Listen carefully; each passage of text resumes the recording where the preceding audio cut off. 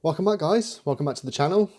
First video of 2025, and I thought what better way to kick it off than showcase the 4K and Blu-ray purchases slash gifts, because obviously we've just had Christmas, that I received for the month of December 2024. So yeah, with that said, let's get into it and discuss what we have. So, first film, that I did a video about this in November actually, because it was actually the 50th anniversary of the occasion that it was about, that this movie is about. So I did a video on it where I kind of, I provocatively suggested that neither Raging Bull or Rocky are the best boxing movie ever made, because really, kind of Raging Bull's the kind of cineast's choice, right? And then Rocky's the kind of the populist choice as to what's the most, at least widely seen or popular slash best boxing movie for a lot of people. I said, kind of like I said, I provocatively suggested in this video that it's neither really. It's this film instead. I got When We Were Kings, which came out on Blu-ray, I think last month, by 101 Films. One of the great sport documentaries, really. Of course, it's about the Rumble in the Jungle fight. This took place in 1974 between Muhammad Ali and George Foreman. It was for the heavyweight title. It took place in Zaire, in Africa, or the Democratic Republic of Congo. And it was the 50th anniversary, of course, in November of 2024. So, yeah, this release kind of coincided quite nicely with that. I don't know if it was deliberate or anything, but yeah. It's essentially a documentary that was made 20 years after the fact, or released 20 years after the fact in 1994. And Leon Gast, the filmmaker, the director of the documentary, essentially went over at the time and shot all this footage. And what happened is George Foreman actually got an injury. He was cut during sparring, and that was the kind of blessing for this, because what happened is Ali actually stayed in Africa the entire time as opposed to flying back to America. Both fighters did, I believe. They stayed in Africa. And so Gast got all this extra footage of Ali being in Africa, in Zaire, and the footage of all the kind of the village people and stuff, and people, him being crowded by all the people. It's got some. This is kind of like one of the best things to watch. It's a treasure trove, really, as a kind of inadvertent celebration of the stature of Ali. Who was, remember, voted the greatest sports person of the 20th century, and really for good reason. I don't really think there's anyone that really even compares, in my view. And you can kind of see evidence of that as to why. Like I said in the video, this documentary, it makes it feel like, for the briefest of moments, boxing's the most important thing on the planet that's going on. Great documentary. So I need to watch this again soon. In fact, I mean, it's a shame that the only special feature is like an archival interview on here with the director. So not many special features, but Region B, so it's not for Region 3, it's just Region B exclusive. Two movies I've got here. Criterion's 4Ks, got these as gifts over Christmas.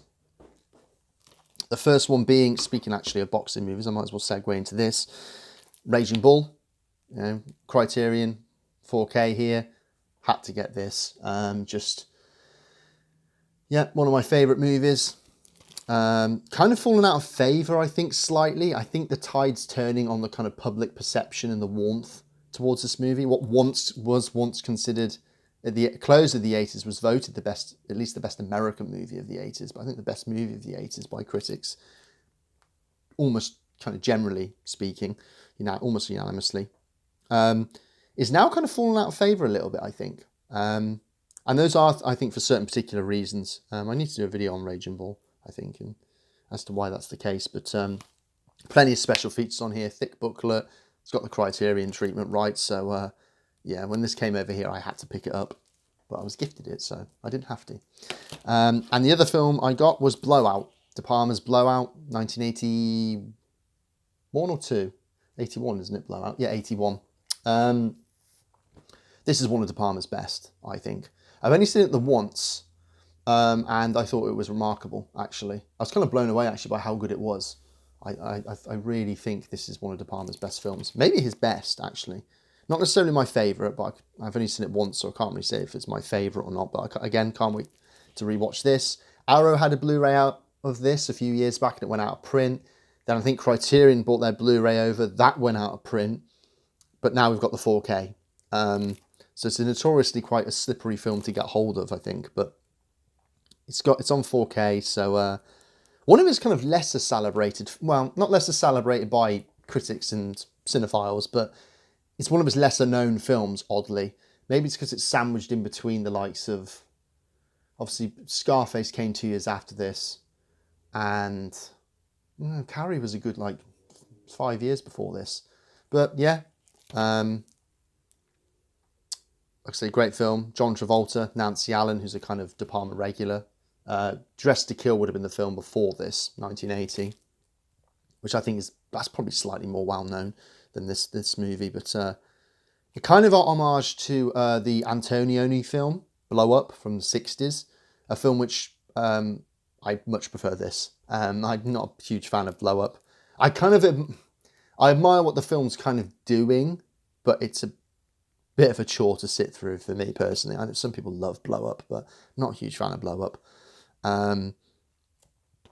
But this film, yeah, I can't wait to rewatch it. I think it has one of the great De Palma climaxes, I think, as well. Yeah, great film. Yeah, so this came out did this come out in November or December? BFI, another 4K, limited edition. Had to pick it up, really. I picked up Akiru by Akira Kurosawa a few months ago. So when they announced they were doing a 4K limited edition of Seven Samurai, had to pick it up, really, didn't I? Kind of considered it's almost like it has this official status now. It's like the greatest foreign movie ever made. A tag which is going to weigh whatever film down that has the unfortunate kind of privilege of having such a tag. It's kind of a, like I say, it weighs it down, really. It's a bit of an anchor for it, but it is kind of considered one of the great foreign films. I kind of just try not to think of cinema in that kind of binary terms. It's a great film. Although, saying that, not the biggest fan of Seven Samurai. It's not a film I rewatch regularly at all. And if you saw where I briefly talked about Ikiru, I prefer Ikiru, if I'm honest. This was in the kind of Kurosawa's great period of the early 50s, where he got put on the map at Venice with the success of Rashomon, made Ikiru and Seven Samurai, all within a kind of 3-year period, which is pretty remarkable, isn't it? 3-4 year period, yeah. 1954, 190 minutes long, 207 minutes long. It's a long film, Seven Samurai, but it's one of the most influential movies ever made. You wouldn't have, for example, The Magnificent Seven, the Western from 1960, John Sturges Western, is a kind of direct remake, essentially, of this. And you've had loads of Westerns and other American movies since that have kind of been a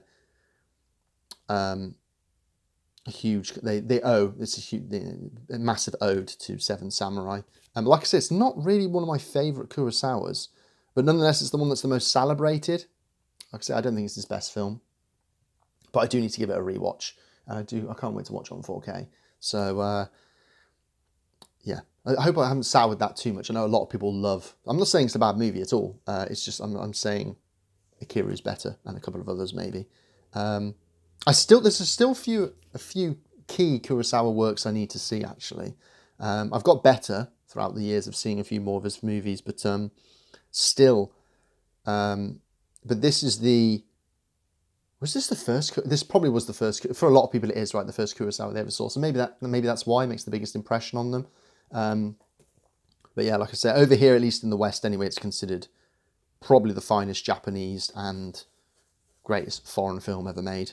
It's in the IMDb, the list which I recently kind of deconstructed and took to task a little bit. It's in the top 20 of the IMDb.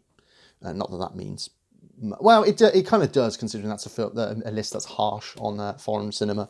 For example, you've got no movies by the following director I'm about to discuss, and yet he's one of the greats, one of the most important directors in history. And this is a Radiance box set that was, recently released by Radiance, 3 films on Blu-ray. And it's the Spanish director, Luis Buñuel.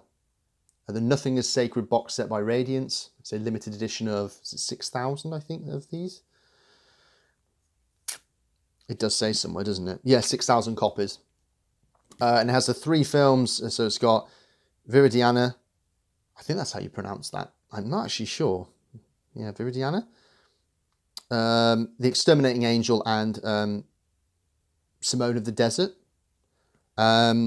These are all 3 of these I've never seen. I've seen quite a few Bumwells, but I've never seen these 3. They've always eluded me because I think for a long time they've been quite obscure and hard to get in the UK. They did have DVD releases back in the day by, I'm trying to remember who was the distributor of those films?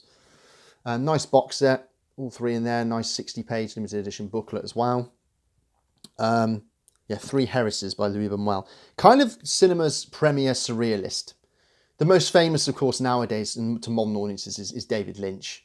But I think Louis Buñuel's a far greater filmmaker than David Lynch. Probably sacrilege to some people to say that, pun not intended with these films. Nothing is sacred. But I think Buñuel's just a far greater... He's far more biting and acerbic. And his surrealism, it does a lot more than Lynch's is more of a kind of like stylistic, tonal flourish. Whereas I think Buñuel really adopts surrealism almost as a kind of, almost like an ethos to filmmaking itself. It's hard to explain. Again, he's a lot more of a provocative filmmaker. His films are a lot more, I think, kind of philosophically and politically engaging and enriching, but also very darkly funny as well, particularly some of his later works from the 70s. He made great films all the way up until he died, Buñuel. Buñuel made, obviously, Un Chien Andalou from 1920s has the iconic image of the razor slicing the eyeball. And he made films throughout. And then he made films mainly in Mexico in the 50s. And like I say, you've got these 3 films here, all of which are considered classics. I've never seen them, so I'm very much looking forward to delving into these. Got some great extras as well. This is region free, so if you fancy picking this up. But like I say, one of the great filmmakers that seldom spoke about by general film fans these days, but certainly, I mean, he typically is considered one of the kind of top 10 or 20 directors that ever lived, really, I think. But so yeah, those are the titles that I've got that I wanted to discuss with you guys. Those are the kind of the key films that I got over the last month. Let me know what you think. Let me know your thoughts on the movies that I've brought up, and maybe perhaps share some of the stuff that you got as well over Christmas, if you got anything. And well, we'll see if I get anything over the course of January. If so, then I'll make one in February as always with these videos. And yeah, guys, I'll see you on the next one. If you like this content, please let me know in the comments. Be part of the discussion, because that's what this channel's about, really. And subscribe if you haven't already. And yeah, I'll see you on the next one, guys. Take care.